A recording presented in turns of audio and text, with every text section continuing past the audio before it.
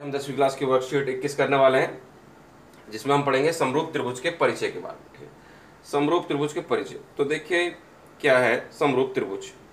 आपको स्क्रीन पे दिखाई दे रहा होगा। कहते हैं दो आकृतियां या बहुभुज। बहुभुज यानी कि त्रिभुज हो सकता है, चतुर्भुज हो सकता है, पंचभुज हो सकता है। ठीक है, तो दो आकृतियां समरूप होती हैं यदि उनका आकार समान हो, लेकिन माप एक जैसी हो भी सकती हैं और नहीं भी।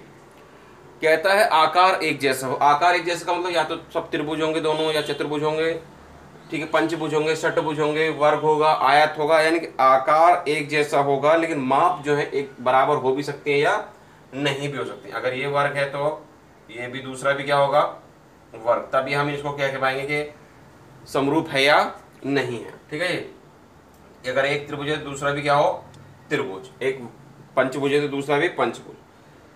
जैसे कि आपको तस्वीर दिखाई दे रही है, ये माप में समान नहीं है, लेकिन ये क्या है, समरूप है।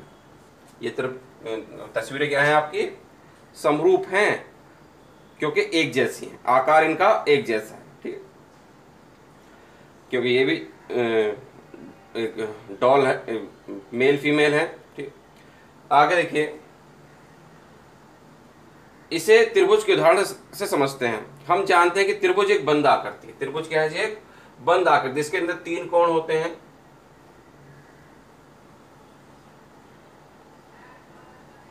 ठीक है, और इसमें भी क्या है, त्रिभुज के अंदर तीन कोण होते हैं और तीन ही क्या होती हैं आपकी, भुजाएं होती हैं। तीन ही क्या होती हैं आपकी, भुजाएं होती हैं। दो त्रिभुज सर्वांगसम होते यदि उनकी संगत कोण और संगत भुजाएं समान हो। अगर भुजाएं कोण तो दो त्रिभुज सर्वांगसम होते हैं यदि उनकी संगत, सभी संगत कोण और संगत भुजाएं क्या हो, समान हो। जैसा कि आकृति में दर्शाया गया कि इसकी ये भुजा इस भुजा के बराबर है, ये भुजा इसके बराबर है, ये भुजा इसके बराबर, ये कोण इस कोण के बराबर है, ये कोण इस कोण के बराबर, ये इसके बराबर। तो ये त्रिभुज क्या कहलाएंगे, आपके सर्वांगसम होंगे। ठीक है, और देखिए दूसरा पैरा कहता है दो आकृतियां बहुभुज सर्वांगसम होती है उनका आकार एक जैसा हो और एक ही माप की हो। जैसे झुमके या रजिस्टर के खाली पेज। झुमके हो सकते हैं, जैसे झुमके पहनते दोनों कानों के अंदर, ठीक है, तो वो आपके सर्वांगसम होते हैं। लेकिन समरूप में ऐसा नहीं है। समरूप में आपकी आकृतियां बराबर हो भी सकती हैं और नहीं भी। आकार जो माप है वो बराबर हो भी सकती है और बराबर नहीं भी हो सकती, जैसा कि इसमें आपको दिखाई दे रहा है। अब देखिए, जैसे कि आपको ये फिगर हम ले लेते हैं। समझिए आपका ए हो गया, ये बी हो गया, और ये सी हो गया, ये पी हो गया, ये क्यू हो गया, ये आर हो गया। ये भुजा इसके बराबर है, ये भुजा इसके सॉरी बराबर नहीं है। ये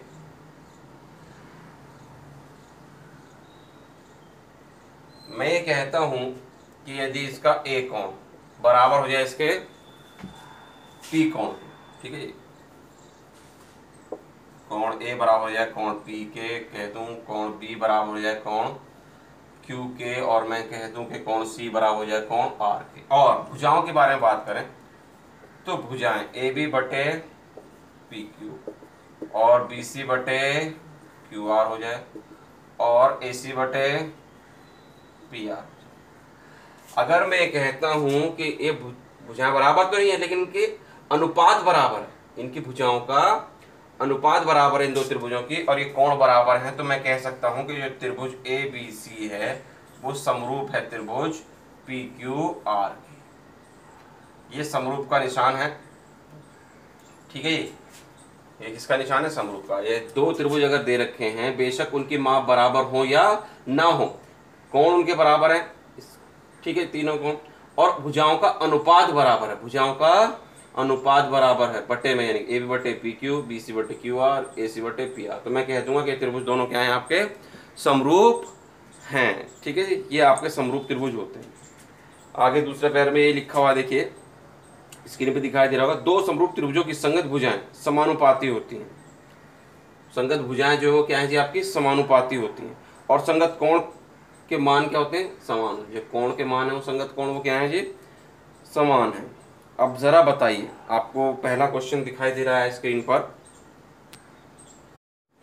तो पूछता है कि निम्न में से क्या सर्वांगसम आकृतियों के उदाहरण हैं। तो आपको पैरों के निशान दिख रहे हैं, तितली दिख रही हैं, सी में आपको पिरामिड दिख रहे हैं, ठीक है जी, डी भी आपको दिख रहा है। तो हम जानते हैं सर्वांगसम में भुजाएं जो आकृति और जो माप होती है वो समान होती है, और आकृति और माप जो समान है वो सिर्फ किसकी है, ए की है, पैरों की।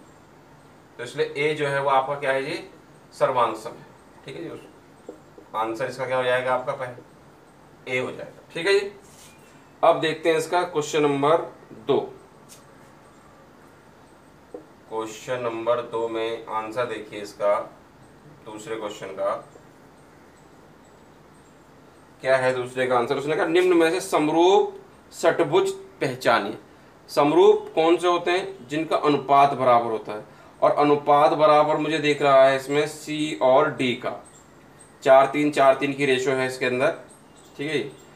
सारी भुजाओं का देखोगे 4-3-4-3 आएगा।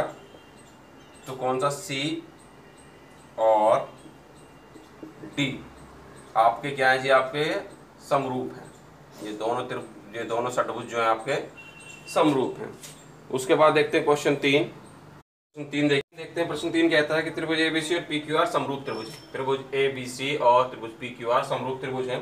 तो पीक्यू और क्यूआर की लंबाई निकालनी है आपको। तो उसने हमें दिया है कि त्रिभुज एबीसी समरूप है त्रिभुज पीक्यूआर, समरूप है। तो भुजाओं का अनुपात बराबर होगा तो क्या होगा, ए बी, इसका ए बी तो इसका पी क्यू, और इसका बी सी तो इसका क्यू आर,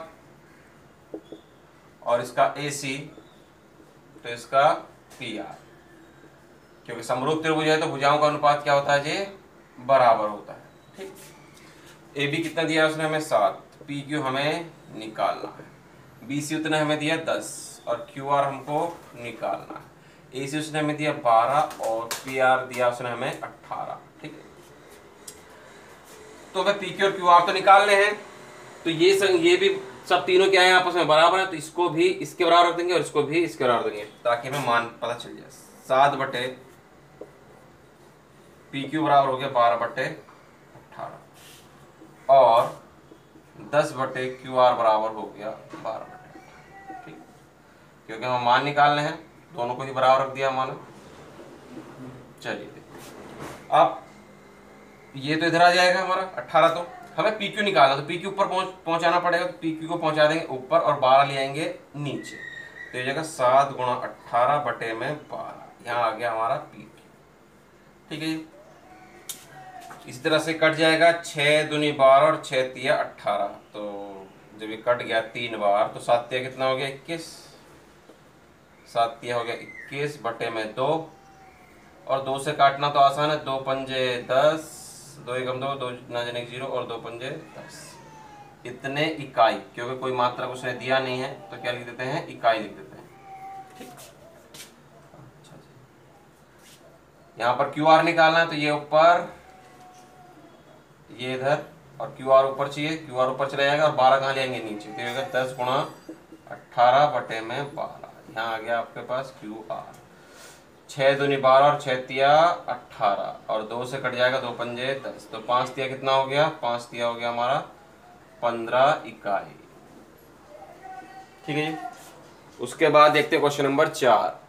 देखिए चौथा क्वेश्चन कहता है सभी वृत्त समरूप होते हैं, खाली स्थान भरना है आपको, रिक्त स्थान भरो। पहले भाग में सभी वृत्त समरूप होते हैं और समान त्रिज्या वाले वृत्त क्या होते हैं जी, आपके सर्वांग सम होते हैं। समान त्रिज्या वाले वृत्त क्या होते हैं, आपके सर्वांग सम होते हैं, क्योंकि आकार भी बराबर है और माप भी बराबर है। सभी वर्ग, जितने भी वर्ग हैं आपको बताया गया, सभी वर्ग क्या होते हैं, आपके समरूप होते हैं। सभी वर्ग क्या होते हैं, समरूप। सभी खाली स्थान है त्रिभुज समरूप होते हैं। कौन से त्रिभुज समरूप होते हैं, समबाहु त्रिभुज समरूप होते हैं। कौन से त्रिभुज, सभी समबाहु त्रिभुज क्या होते हैं, समरूप होते हैं। निम्न के चौथा भाग, निम्न के 2 अलग अलग उदाहरण दीजिए। पहला समरूप आकृति। समरूप आकृति कौन कौन सी, एक तो यही है समबाहु त्रिभुज के युग्म, यानी कि जोड़े। दूसरे है जाएगा आपका वर्गों के युग्म, जो वर्ग है उनके भी क्या जी, जोड़े, ठीक। बी पार्ट में आपसे पूछा गया है सर्वांग सम आकृतियाँ। सर्वांग सम आकृतियाँ जैसे कि आपके झुमके हो गए जी, ऊपर ही आपने जब समझा था, झुमके हो गए और रजिस्टर के खाली पेज।